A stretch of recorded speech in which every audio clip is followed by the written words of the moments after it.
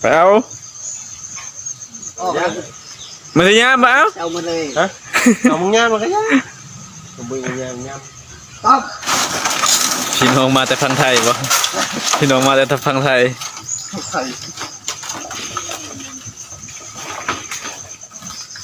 ว้าไก่น้อยได้มานี่เนาะ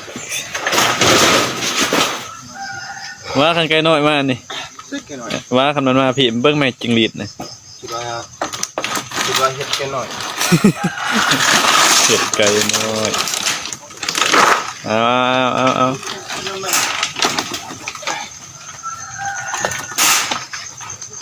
นี่ปลากระป๋องเถิดเด้ออยู่หั่นวางแล้วได้บัดเพื่อเปินวางเลยคนน่ะบ่จ่ายเงินโอ้ย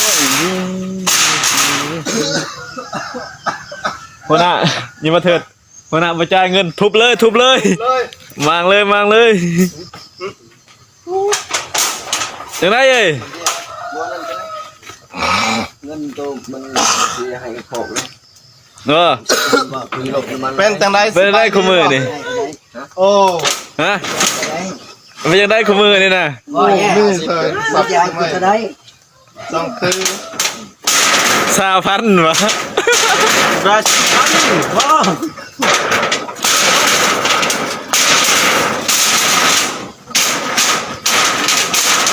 ทางกะทีมีบ่เงินได้บ่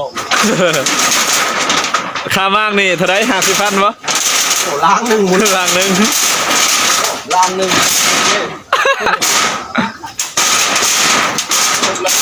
ลยเดือน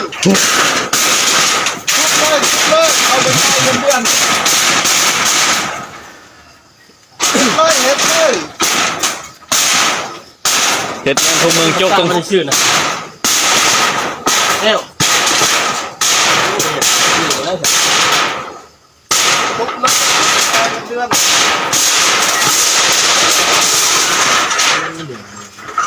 เลี้ยงเหอะโพลำบากไม่ยังได้อยู่ขมือนี่วะเฮ้ยไม่ได้ชีวิตนะแต่ละมือนะเฮ็ดยังอยู่สบายนะลงบนไปพูดเลยบนได้ลงพูดเลยบริการนั่นหรือเปล่าไอ้เบิ่งก่อนเกี่ยวเข่าผู้เป็นยังพี่เป็นยังเลี้ยงหมูเลี้ยงย่างกันปะบันไดเลย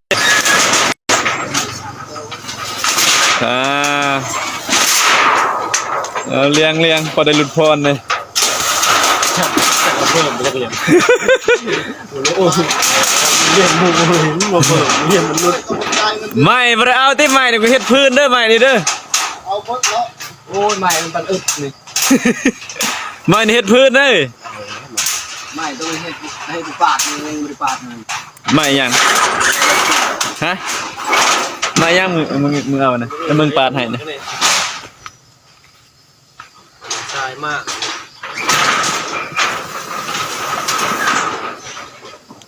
เบ้อไม่เนี่ยบอกไปติเอาแต่ช่างกะซีติฮะยังใหม่แถวมาเอาเห็ดใหม่มาได้เราเห็ดคักเลยน้องแป้งเลยเห็ดที่แล้วคนนั่งกันนะตัวนี้มียังอยู่ในนี่เนี่ยม.1ห้องของเฮียอึ่งเอาเลยมันก็เป็นในนี้แบบนี้ใส่กระเจพอตัวนี้มันออกแกได้กูมั่งบดตัวนี้กันเจ้าพวกแอลละป่าไหนกันได้แต่มันเอาเมื่อแล้ว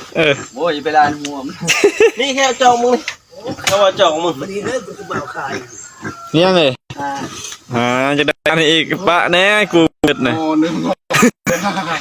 เอามา1ว่านี่แล้วหมอเป็นมึงหมอให้นึงเขาของรวมทำลายได้ยกเกลือมึงเชียวกับอันนี้มึงยังชิมปะมังแย่บอกตาพูด นี่ตะเหลียง นั่นตัวนี้มีมากไปมันแล้วเอาเงินมันกี่บาทมันซื้อ ซื้อมันนำมึงขาย ทำไมเขาซื้อตะน่ะ มันนำแขกบุขาย เสียวบ่สั่น เน่าอยู่แล้ว โย30,000 ก็เอาแล้วมึงให้บ่ ก็คือไปเอาหาสิ ว่าสักซี่ฮะ มึงจ่ายบ่แม่จ้ะ หมดแล้วหงหมูไปกินข้าวมีแต่ ถามเขาก่อนถามกันก่อนว่ะ วางกูจะเอา แบบ มึงที่มาเลยมาให้นี่ ใหญ่เลยเนาะอก โทรศัพท์โทรมาต้องเซ็ต โอ้เด้อครับ ช่วยเสือเสือ ทองเลยเปื้อนเด้อโขกงูนี่ เน็ตซับนี่เนี่ย ครับ แล้วมึงกินห้ำมัน กินมึงกันเลย เงินตรงเจนี่ว้าวเดี๋ยว 30 50 ได้ที่นั่นน่ะ อีต้นมัน50ซะเพิ่มอีก 50เว้า50เลิศกัน50กับ30นึงก่อนอ้าว บ่เอาน้ำมันน่ะ นี่คือเพื่อนเก่าที่เคยเป็นทหารนำกันนี่ผู้ใส่หมวกนี่ เพิ่นจะเป็น ตอนนี้เพิ่นเป็นเฮียอะไรได้นี่เป็นเฮียเลย มาติดตามดินเพิ่นซื้อดินนี่ มาเบิ่งดินเด้เพิ่นนี่เด้จ่ายเงินจ้างไฟยามนี่ เพิ่มยามบ่ยามบ่ยามโมงกูนะกูจะไปส่งมันจังโมงส่งโมงเช้าฮะ ป้า4 โมงเช้า3 ชั่วโมงแล้วทางทางอื่น วงเฮียอึ้งโอ้กันบอกเอานะ ถ้าได้ก็มากูยามให้มั้ยกูบ่ได้ไปใส่นี่ มึงอย่าทายกูนะเดี๋ยวเนาะ อ้าวก็เป็น เสียเนาะนั่น ขอบใจถ้าได้นี่ ทำอะไรลำใจว่ะ แสนนี่ได้ฮะ 20 บาท 3,000 พี่เอาใหม่ฮะโอ้ยใหม่ บ่เอาก็ได้นะไม่นะจะกูเฮ็ดพื้นนะเอ้ย ไว้อยู่คนกูมีได้วันนั้นนี่ ไม่สั่งไฟซื้อ ใหม่เท่านั้นมันเอาใหม่สินี่ จังโมงทองยามก่อน2 โมงเช้า1 โมง 40 อัน1 โมง 40 มึงยามกับไผ ปลาดด ดัดปังแค่ สังคมบ่ครับงานอันนั้นที่หลังได้อยู่ ไปช่องเวียกได้มือเว้ยไอ้มึงเห็นไปตัดหน้าเราอีกไม่ฮักมึง โอ้กูคอแพงแล้ว มันจะเอามึงอีกเนี่ย กูคอแล้วแล้วเราไปเลื่อนตอนเช้านี่ ว่าเลย เราอ้าววางไม่ได้วางแล้ว บ่วาง พอนั่นบอกต้องแล้วอ่ะ ไปรับสายอยู่ ไอ้สิบนาทีโอ้มาทันแล้วบอกมันเต็มเมื่อวานนี่ มึงเฮ็ดมื้อนี้เลยบ่ของนี่ พอเฮ็ดแล้วแหละ ฮะ ยุงบ่ วัดสิบาเรามามุ่งเลยว่ะ เฮ็ด เรา แล้ว ว่าเลยยาได้ขนมตาเลย เอามึงยังสิกลับทางไทย ดูก่อนเดี๋ยวมึงเชียงไปชดนี่ เออ ครับคันว่าดำเนินตัว แล้ว ไว้ ดำนาเนาะ แล้วดำนาแต่ว่าได้เรื่องหมูได้ขายหมูได้เลยครับ ไปต่อ สิลงทุนต่อนะไม่ได้ไปนะ คันมันสมมุติว่าหาอยู่นี่หาได้หั่นนะพอได้หั่นน่ะก็ไปเฮ็ดหยัง พอได้กินเนาะ ที่ปลูกกับโมได้ลงทุนปลูกโม บ่ได้เถิดปนนูนดอกจักหมากหนึง นวลนกนำเบาแซง เออ ไปไทยท โอ้ซื้อเลยเด้อ โย่เอา ซื้อเลย30,000ทุกคน 30,000 มุงเลย 30,000หรือ50,000 ำก็เอานะ 30เนาะ โอ้ยได้แล้วสาวหันนะ แล้วเอาไปจ้ะไปกินเงินสิเอาหัว30กับ30นะ ขายบ่ขายบ่ดินนี่ ไปว่า50จะมาเพิ่นโอ้โหหาอีกขายได้หัว50 พากันไปแล้วบ่นี่น่ะ เบาหลักไปวะ บ่แล้วก็ไปได้เงินแล้วก็ไป ไปหรือว่าได้หลายสุด บ่นะ เบาแล้วก็ไป ลงใน YouTube เป็นจังไดก็ฝากติดตามในเด้อซองบ่าวลาวเสแนล นี่ดิไปเลย เบาแล้วก็ไป เบิ่งบ่าวลาวแชนแนลเซอร์แนลเพื่อนเก่ามายามอยู่กูเฮ็ดเพื่อนมึงเฮ็ดหยัง อย่าไปมั่งเด้อ อย่าไปคนอย่าไปเครียดมันว่า บ่แม็ก โอ้ยเพื่อนเก่ามายามเพื่อนเก่ามามางคอกหมูคอกไก่ก็เป็นคอกไก่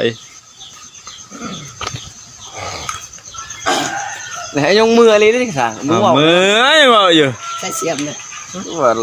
พุด อะไรวะ ขาก่อน ราคาอีก ขาไปปลูก ได้ค่าย อยู่ไสบ้านนี่กูเห็นอยู่นี่มื้อน่ะ เทียบ บ่ขุดเบิดเด้ คนแล้วนะอนุญาตให้ดอก คนตัวนี้ก็เป็นลุยของกูได้บัดอย่ามัน เออ อยู่นี่ใครเนี่ย อยู่นี่มัน ว่าคนตัวนี้มันก็เป็นลุยไปพุ่นแล้วบัด ลุยบอลมุงปูเขาแล้ เฮ้ วย มึงกระซับเอาเสียมบีมคางปะนะ ใช้เสียมไว้ กูเลยชาชมเดือดเถื่อหาวันนี้ เสียมไม่ใช่ใช่เหรอ กูเสียมอยู่หันน่ะเอาเสียมซับเอาได้กูว่าขาได้บ่ขาโอ้เสียมทั้งนั้นน่ะ ในคอกนั่นเด้ ปลาเนี่ยเอาเมื่อเนี่ยกระเทิน เห็น เก็บ ในคอกอ่ะ ต่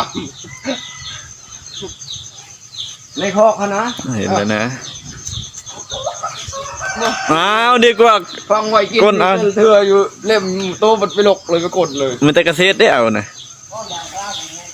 ซับเอา มาเอาเอ้ยยาพารากันเลย ำเอาแล้วนะยางพารามาปลูก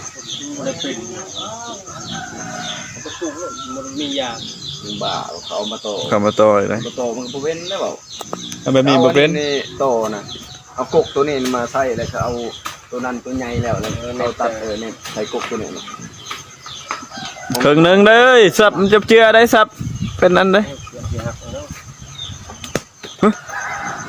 เกิดลิ้นทดมะฮุ่งเลยกินโอ้เขากิน พอแล้วทำนั้นน่ะ โอ้พอแล้ว พอแล้ว พอแล้ว ปะแน่บักทองน่ะ มาปลูกป่ะ เมื่อนั้น เลิ เลิ ก ก ไปบ้านแล้วนะมันหกแล้วยังปะอยู่เอา ใส่พวกเดิมน่ะ ผักเสริมใช้ไผสิได้เฮ็ดเบิ่งหน้าเบิ่งตาพวกปลูกผักเสริมดีกว่า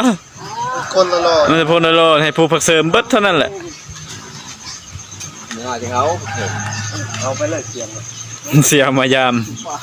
เสียมายามพร้อม บ่มียังให้ เอาหัวขาบ่มียังให้เด้ย จะเมื่อกูเองก็แล้ว ว่าเสียมขี้ลาก็ยังเสียเมื่ออยู่ เอาเมื่อยป่ะ แล้ว บ่มียังให้นะมีจำนันละ ตัวตะกุบในกุน คนหนึ่งว่าเอาเด้อ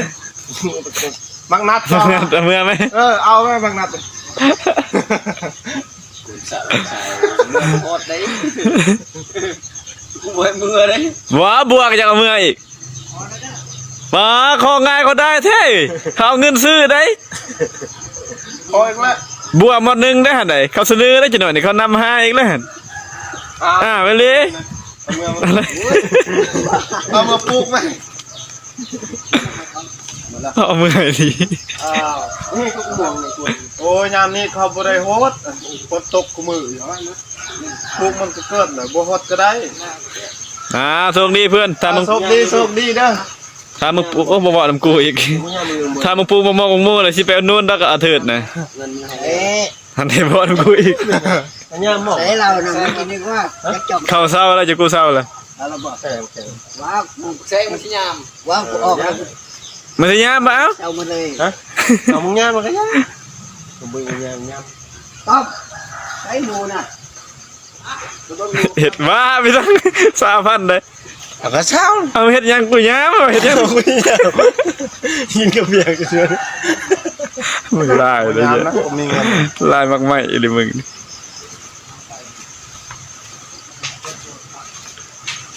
ไม่ได้ตีรถใหญ่ไปหาใช่ไหมตีรถใหญ่ เนี่ยเปิ้ลพนละตีรถใหญ่เนี่ย นี่หัวเรือนี่เปิด อ่ะอึดไปสร้างตีนรถเก่าละหันเด้ไปถามเอาเลย อุ้ยบ่ใหญ่ตัวใหญ่ก่อน ปารถอันนี้หันได้บ่ใหญ่ เอาเด้อมังนัดเด้ อีหยังก็รถอิซูซุบ่แม่นบ่ มาปลูกกันแม่งบ่ขายเด้อบ่ให้ก็ต้องขาย แนวมาเลย เพื่อนมืดอยู่เอายัง มึงพอมั้ยบ่ได้ไปน้ำเด้อทำอยากทำงานโชคดีเด้อ ไปน้ำไม่ยง โอเคถ้ามึงเฮ็ดแล้วพุ่นละกูจังสิไป ไปให้กูไปเฮ็ดเลย งานเลยได้ กูไปในปักทองนี่แหละ ก็ได้บ้านเลย โอเคอยู่นาเลยบ่เด้นี่ อยู่หน้า เป็นป๊อปบ่อยู่นานั้น